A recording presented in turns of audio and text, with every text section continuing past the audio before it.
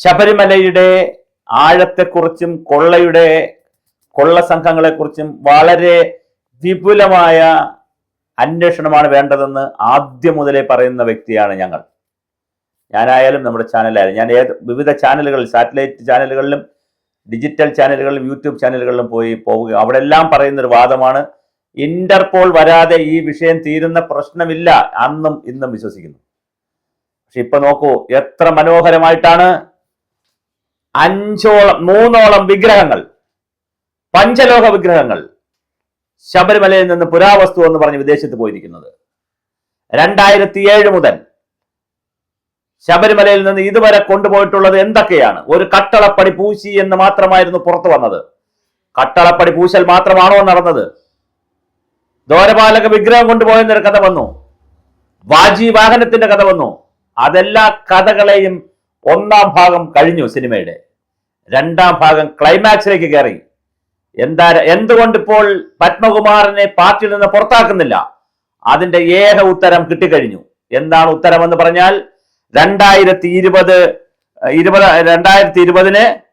തിരുവനന്തപുരത്ത് വെച്ച് നടന്ന ഒക്ടോബർ 26 തിരുവനന്തപുരത്ത് വെച്ച് നടന്നൊരു ഡീലുണ്ട്. ആ ഡീൽ എന്ന് പറയുന്നത് 3 പഞ്ചലോഹ വിഗ്രഹം അടിച്ചു മാറ്റി വകുപ്പിലെ പുരാവസ്തുക്കൾ കൊടുക്കുന്ന അന്താരാഷ്ട്ര ലോബിയിലെ മദ്രാസിലെ ഡി മണി എന്ന് പറയുന്ന ആളിന് കൈമാറിയതിന് കിട്ടിയ തുക തിരുവനന്തപുരത്ത് വെച്ചൊരു ഉന്നതന്റെ സാന്നിധ്യത്തിൽ ഒരു ഉന്നതൻ വാങ്ങിയിട്ടുണ്ട്. ആ ഉന്നതൻ ആരാണ്? വളരെ ഗൗരവമായ ചില ചോദ്യങ്ങൾ ചോദിക്കേണ്ടതുണ്ട്. ആ ഉന്നതന്റെ പേര് പറയാതെ നമുക്കിനി മുന്നോട്ട് പോകാൻ പറ്റുമോ? ഞങ്ങൾക്ക് ചില സൂചനകൾ കിട്ടിയിട്ടുണ്ട്. വളരെ താമസിയാതെ ബാക്കി വിവരങ്ങളോട് എടുത്താൽ ആ ഉന്നതന്റെ പേര് ഞങ്ങൾ പുറത്തുവിടുന്നതാണ്. എന്താണ് ഇവിടെ സംഭവിച്ചുകൊണ്ടിരിക്കുന്നത്? ദ്വാരപാലകം മാത്രമാണെന്ന് നമ്മൾ വിചാരിച്ചു, അല്ല.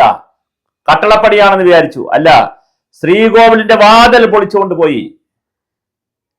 തിരുവാഭരണപ്പെട്ടി ഒരെണ്ണം എടുത്തുകൊണ്ട് പോയി. തിരുവാഭരണപ്പെട്ടിക്കൊക്കെ എത്ര കോടിയാണ് കിട്ടുക പുരാവസ്തു വിൽക്കുന്ന സ്ഥലങ്ങളിൽ, ഇറ്റലിയിലും ഈജിപ്തിലുമൊക്കെ? കൊടിമരം 2 പ്രാവശ്യം മാറ്റി. വാജി വാഹനം 3 പ്രാവശ്യം മാറ്റി. അഷ്ടപാലക വിഗ്രഹം എടുത്തുകൊണ്ട് പോയി. കൂറ്റൻ മണികൾ 2 എടുത്തു മാറ്റി. 18-ാം പടി സ്വർണം പൂശുന്നതിന്റെ ഭാഗമായി ഉള്ള സ്വർണം എടുത്തു മാറ്റി. ദ്വാരപാലക വിഗ്രഹവും കട്ടളപ്പടിയും, അങ്ങനെ 6-7 ഐറ്റങ്ങൾ, 6-7 വസ്തുക്കൾ ശബരിമലയിൽ നിന്ന് എടുത്തുകൊണ്ട് പോയി. അതുകൊണ്ട് തന്നെ SIT വഴിമുട്ടി നിൽക്കുകയാണ്. SITക്ക് ഇനി 1 മില്ലിമീറ്റർ മുന്നോട്ട് പോകാൻ കഴിയില്ല. ഇരുട്ടിൽ തപ്പുകയാണ്. SIT ഇരുട്ടിൽ തപ്പുകയാണ്. സ്വർണം കൊണ്ട് പുരാവസ്തുക്കളുണ്ട്, അമൂല്യ വസ്തുക്കളുണ്ട്.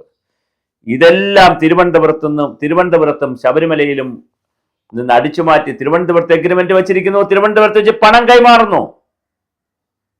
ചെന്നൈയിലുള്ള സ്മാർട്ട് ക്രിയേഷൻസ് വരുന്നു, ഗോവർദ്ധൻ വരുന്നു, ബെല്ലാരിയിലുള്ള ജുവലറി വരുന്നു, ഭണ്ഡാരി വരുന്നു. ഇതൊന്നും ദേവസ്വം ബോർഡുമായി ബന്ധപ്പെട്ട ഉദ്യോഗസ്ഥരല്ല. ഒരു ഉണ്ണി വരുന്നു. അടുത്ത വേറെ തമാശ എന്ന് പറഞ്ഞിട്ട് ഉണ്ണി വരുന്നു. അവിടെ ഒരു ഫോട്ടോഗ്രാഫർ ആയിട്ടുള്ള ഉണ്ണി വരുന്നു.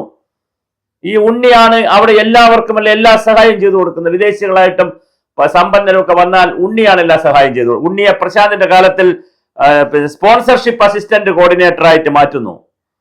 അവിടെ കിട്ടിയ ഒരു ഇന്നോവ കാർ ലേലത്തിൽ കൊടുക്കുന്നതിന് പകരം അവിടെ കിട്ടുന്ന ഏത് വസ്തുവും ലേലത്തിൽ കൊടുക്കണം. അത് PS പ്രശാന്ത് ഉപയോഗിച്ചതായിട്ടാണ് ദേവസ്വം ബോർഡ് പ്രസിഡന്റ് അവിടെ കിട്ടിയ ഇന്നോവ കാർ ഉപയോഗിക്കുന്നു. ശരിക്കു പറഞ്ഞാൽ വലിയ ബിനാമിയാണ്. 3 മുറികൾ ഗസ്റ്റ് ഹൗസിൽ പ്രത്യേകമായിട്ട് വെച്ചിരിക്കുന്നു ഉണ്ണിയുടെ കെയർ ഓഫിൽ. വേറെയും ചില കാര്യങ്ങൾ കേൾക്കുന്നു. ഈ ഉണ്ണി ഫോട്ടോഗ്രാഫർ ആയതുകൊണ്ട് തന്നെ ഒരുപാട് ആളുകൾക്ക് റീൽ എടുത്തു കൊടുക്കുന്നു, വീഡിയോ എടുത്തു കൊടുക്കുന്നു. എത്ര ദുരന്തമാണ് ശബരിമലയെ കുറിച്ച് കേൾക്കുന്നത്. വലിയ ദുരന്തമാണ് കേൾക്കുന്നത്. ശബരിമല വിഗ്രഹത്തെ അന്താരാഷ്ട്ര പുരാവസ്തു മാർക്കറ്റിലേക്ക് കൊണ്ടുപോയിട്ടുണ്ടെന്നും അതുകൊണ്ട് തന്നെ അത് CBI പോലും അന്വേഷിച്ചാൽ നിൽക്കില്ല എന്നും. CBI അന്വേഷിക്കണം.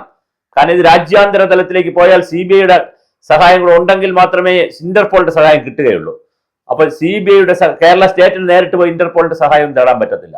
അപ്പൊ CBI ഇത് അന്വേഷിക്കാൻ വരികയും CBI ഇന്റർപോളുമായിട്ട് കൂടി ബന്ധിപ്പിച്ച് അന്താരാഷ്ട്ര തലത്തിലുള്ള ലോബികളെയും സ്വർണ്ണ ലോബികളെയും ഒക്കെ കൂടി കൈകാര്യം ചെയ്തിട്ട് മാത്രമേ ഇത് പിടിക്കാൻ കഴിയുകയുള്ളൂ. പക്ഷേ ഇപ്പോഴും ഇരുട്ട് തൽപ്പുന്നത് ഈ കൊണ്ടുപോയ സ്വർണം എവിടെ ഇതുവരെ കണ്ടുപിടിച്ചില്ല. അതിന് പകരമുള്ള സ്വർണം കൊടുത്തു എന്നൊക്കെ പറയുമ്പോഴും ഒറിജിനൽ സ്വർണം എവിടെ, ആരുടെ കൈവശം ഇരിക്കുന്നു?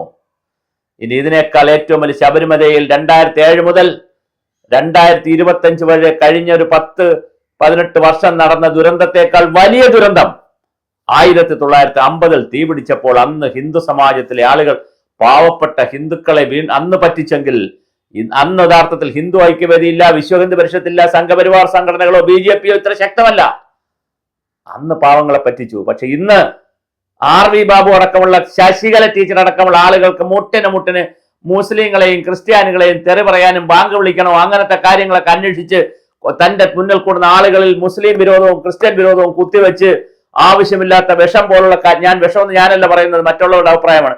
വിഷം കുത്തിവെച്ച് തല്ലുണ്ടാക്കിച്ച് ഹിന്ദുക്കളുടെ ഇടയിൽ ഒരു മസാല വർത്തമാനം കൊടുത്ത ഒരു ബഹളം ഉണ്ടാക്കുന്ന വനിതയായിട്ട് ശശികല ടീച്ചറിനെ മറ്റുള്ളവർ പറയുമ്പോൾ, ടീച്ചറെ നിങ്ങൾ മുന്നിലിറങ്ങണം നാമജപ ഘോഷയാത്രയ്ക്ക്. RV ബാബു ഈ ചാനലുകൾ കടന്നിട്ട് കഴിഞ്ഞ ദിവസം ചോദിക്കുന്നുണ്ട് അറബിക്കടലിൽ പോയി ചാവട്ടെ എന്ന്. നിങ്ങൾ ശരിക്കും രാജിവെക്കണം ഈ സ്ഥാനമൊക്കെ. വിശ്വഹിന്ദു പരിഷത്തുണ്ട്, അതുപോലെ തന്നെ ഹിന്ദു ഐക്യവേദിയുണ്ട്, സംഘപരിവാർ സംഘടനകളുണ്ട്, ശബരിമല സംരക്ഷണ സമിതിയുണ്ട്, പാദ സംരക്ഷണ സമിതിയുണ്ട്, തിരുവാഭരണ സംരക്ഷണ സമിതിയുണ്ട്. ഈ ശബരിമലയുടെ പേരിൽ ചാപ്പാടടിക്കുന്ന ഹരിവരാസനം ട്രസ്റ്റ് ഉണ്ട്. എത്ര പേരാണുള്ളത്? ഒരു മനുഷ്യൻ പോലും ഇതിനെതിരെ പ്രതികരിക്കുന്നില്ലല്ലോ. നിങ്ങളൊക്കെ ചത്തുപോയോ? നിങ്ങൾ പ്രതികരിക്കാത്തത്?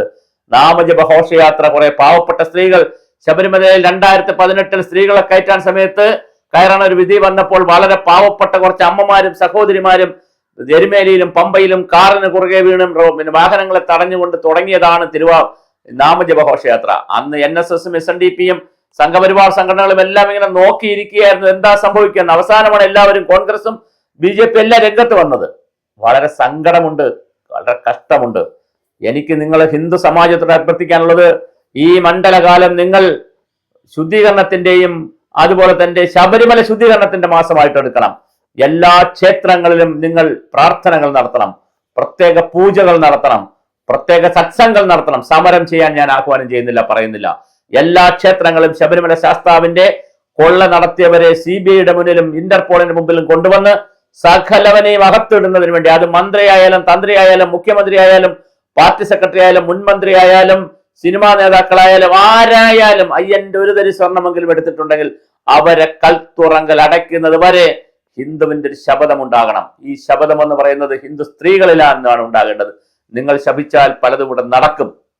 നിങ്ങൾ ശപിച്ചവരെല്ലാം, അല്ലെങ്കിൽ നിങ്ങൾ അവിടെ സ്ത്രീകളെ കയറ്റണമെന്ന് പറഞ്ഞപ്പോൾ അതിനെ ആക്ഷേപിച്ചുകൊണ്ട്, ശബരിമല അയ്യപ്പനെ ആക്ഷേപിച്ചുകൊണ്ട് പറഞ്ഞ എല്ലാവർക്കും വലിയ ബുദ്ധിമുട്ട് അയ്യപ്പൻ കൊടുത്തിട്ടുണ്ട്. അതുകൊണ്ട് സ്ത്രീകളോട് പറയുവാനുള്ളത്, നിങ്ങൾ സംഘടിക്കണം.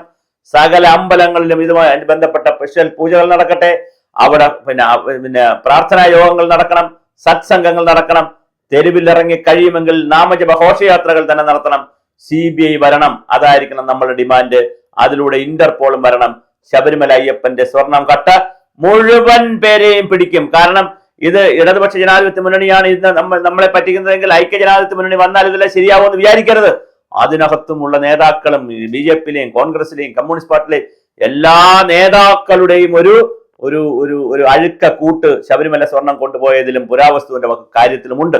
അതുകൊണ്ട് പ്രിയപ്പെട്ടവരെ, സഹോദരിമാരോട്, അമ്മമാരോടാണ് പറയുവാനുള്ളത്, നിങ്ങൾ ഉണരണം. ഹൈന്ദവ സമാജത്തിലെ അമ്മമാരും സഹോദരിമാരും ഉണരണം. മറ്റുള്ളവരിൽ ഒരു പ്രതീക്ഷയുമില്ല. മറ്റതെല്ലാം ഉദരം നിമിത്തം ബഹുവൃത വേഷം, എനിക്കും കിട്ടണം പണമെന്ന് പറഞ്ഞ് ഹിന്ദുവിന്റെ അഡ്രസ്സും പേര് നടക്കുന്നതല്ലാതെ യാതൊരു കാര്യവുമില്ല. അവരിനെ ഒന്നിനും ചുക്കിനും ചുണ്ണാമ്പിനും വരെ കൊള്ളത്തില്ല. അതുകൊണ്ട് അവരെ നിങ്ങൾ മൈൻഡ് ചെയ്യണ്ട. നിങ്ങൾ പുതിയ രീതിയിൽ പുറത്തിറങ്ങണം. അങ്ങനെ മാത്രമേ ഈ കൊള്ളയെ നമുക്ക് അവസാനിപ്പിക്കാൻ കഴിയുകയുള്ളൂ.